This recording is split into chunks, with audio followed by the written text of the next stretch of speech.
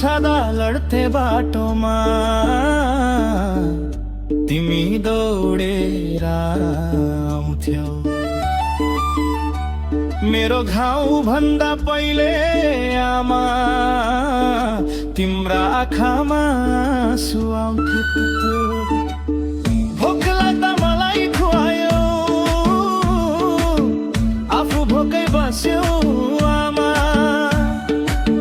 चिसो रातमा मलाई ओढायौ, आफूले शीत सह्यौ आमा। मेरो एउटा मुस्कानका लागि कति पीडा सह्यौ होला। मलाई खुसी देख्नकै लागि कति रात रोयौ होला। आमा म तिम्रो दुःख नदेखेको हुँ र तिम्रो आँसु नबुझेको हुँ र आफ्ना सपना सबै जलाएर मेरो सपना बुनेको हुँ र। तिमी रोए मन रुन्छ मेरो, तिमी हाँसे संसार हाँस्छ। आमा तिम्रो आशीर्वादले मेरो जीवन अघि बढ्छ।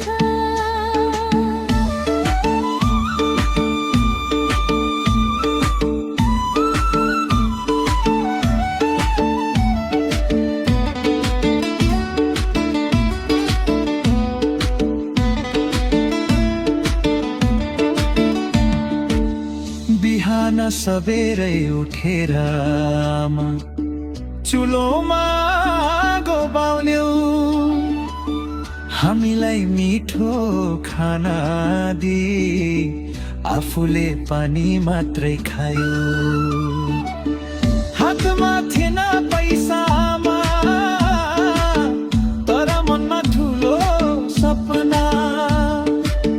मेरो छोरो छोरी ठुलो होस्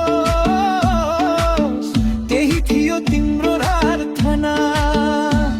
आफ्नो नयाँ लुगा छोडेर मलाई लुगा किनिदियो। आफ्नो रहर मनमै राखी मेरो इच्छा पुरा गरिदियो।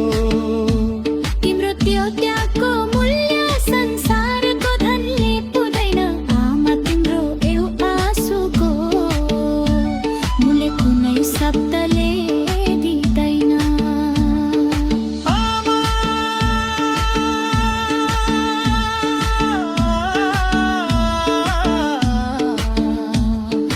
आमा